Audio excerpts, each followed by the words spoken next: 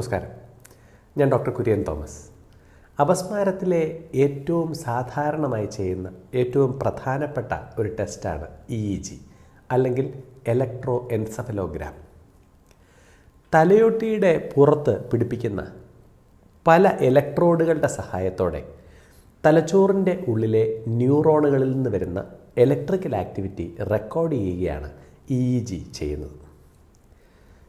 ഏത് തരം അപസ്മാരമാണ് ഒരു രോഗിക്കുള്ളത്, ഏത് തരം മരുന്നാണ് ആ രോഗിക്ക് ഫലിക്കുക എന്ന് തീരുമാനിക്കാൻ EEG വളരെ സഹായകമാണ്.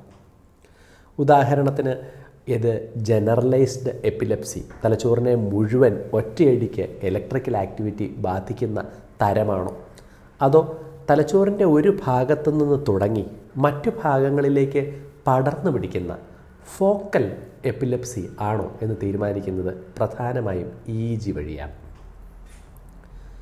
സാധാരണഗതിയിൽ EEG ഒരു അരമണിക്കൂർ സമയത്തേക്കാണ് ചെയ്യുക. ആ സമയത്ത് രോഗി ഉണർന്നിരിക്കുകയും EEGയുടെ സമയത്ത് ഉറങ്ങുകയും ചെയ്യണം. ഉറക്കവും മറ്റ് ചില പ്രവൃത്തികൾ തലച്ചോറിൻ്റെ ഇലക്ട്രിക്കൽ ആക്ടിവിറ്റിയിൽ ഉണ്ടാക്കുന്ന വ്യതിയാനമെന്ത് എന്ന് EEGയുടെ സഹായത്തോടെ നമ്മൾ പഠിക്കും. അപസ്മാരം ഏത് രോഗിക്കുണ്ടായാലും അവർക്ക് നിർബന്ധമായും EEG ചെയ്തിരിക്കേണ്ടതുണ്ട്. എത്ര നാൾ മരുന്ന് കഴിക്കണം, ഏതു മരുന്നാണ് രോഗിക്ക് കൂടുതൽ യോജിക്കുക എന്ന് തീരുമാനിക്കാൻ ഒരു ന്യൂറോളജിസ്റ്റിന് EEG സഹായകമാകും. പിന്നെ 2-3 വർഷം മരുന്നുകൾ കൊടുത്തു കഴിഞ്ഞ് മരുന്നുകൾ നിർത്താൻ പറ്റുമോ എന്ന് തീരുമാനിക്കുന്ന സമയത്തും നമ്മൾ EEG ചെയ്യും. പുറമേ ഫിറ്റ്സ് ഉണ്ടായിട്ടില്ല എങ്കിൽ പോലും EEGയിൽ വേരിയേഷൻ ഉണ്ടെങ്കിൽ ചിലപ്പോഴൊക്കെ മരുന്നുകൾ നിർത്തരുത്, തുടരണം എന്ന് നമ്മൾ രോഗികളോട് പറയും. EEG നോർമലായി വന്നാൽ അപസ്മാരം ഇല്ല എന്ന് ചിന്തിക്കുന്ന ഒരു കൂട്ടം രോഗികളുണ്ട്. അത് തെറ്റാണ്. അപസ്മാരം ഉണ്ടായിക്കൊണ്ടിരിക്കുന്ന സമയത്ത് EEG ചെയ്തെങ്കിൽ മാത്രമേ ഉള്ളൂ ആ EEG തീർച്ചയായിട്ടും അബ്നോർമൽ ആവുകയുള്ളൂ. അപസ്മാരമില്ലാത്ത ഇടവേളകളിൽ ചെയ്യുന്ന EEG, അതിനെ ഇൻ്റർ ഇക്ടൽ EEG എന്നാണ് വിളിക്കുന്നത്. ഇത് പലപ്പോഴും നോർമലായി വന്നേക്കാം. ചിലപ്പോഴൊക്കെ 3-4 തവണ EEG ചെയ്ത് കഴിയുമ്പോഴാണ് EEGയിൽ അബ്നോർമാലിറ്റി പിക്കപ്പ് ആവുക. ചിലപ്പോഴൊക്കെ കൂടുതൽ നേരം EEG ചെയ്യേണ്ടി വരും, അരമണിക്കൂർ മതിയാവുകയില്ല. ഇതിൻ്റെ കാരണം നമ്മൾ തലച്ചോറിൻ്റെ ഇലക്ട്രിക്കൽ ആക്ടിവിറ്റി റെക്കോർഡ് ചെയ്യുമ്പോൾ അതിനു ചുറ്റും തലയോട്ടിയുണ്ട്. അപ്പോൾ ഇലക്ട്രിക്കൽ ആക്ടിവിറ്റി കറക്റ്റായിട്ട് പിക്കപ്പ് ചെയ്യാനായിട്ട് തലയോട്ടി ഒരു തടസ്സമാണ്.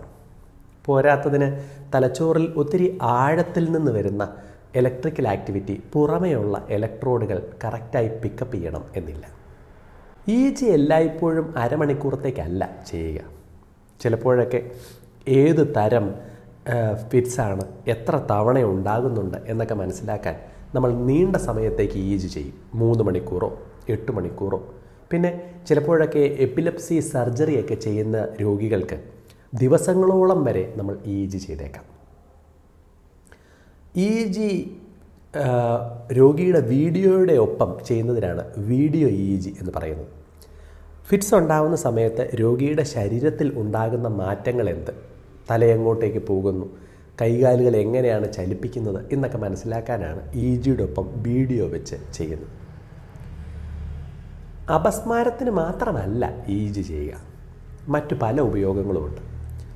ഉറക്കവുമായി ബന്ധപ്പെട്ട പല അസുഖങ്ങൾ മനസ്സിലാക്കുന്നതിന്, തലച്ചോറിന് ആക്സിഡൻറ്റുകളിലൊക്കെ അപകടമുണ്ടായിട്ടുണ്ടെങ്കിൽ അത് വരുത്തിയിരിക്കുന്ന ആഘാതം എന്ത് എന്ന് മനസ്സിലാക്കാൻ, കോമയിലൊക്കെയുള്ള രോഗികൾ ഉണരാനുള്ള സാധ്യത, പിന്നെ തലച്ചോറിന് ശക്തമായ അപകടമുണ്ടായാൽ ആ രോഗി ബ്രെയിൻ ഡെഡ് ആണോ എന്ന് തീരുമാനിക്കാൻ, ഇങ്ങനെ അനേകം ഉപയോഗങ്ങളുള്ള വിലപ്പെട്ട ഒരു ടെസ്റ്റാണ് EEG. നന്ദി.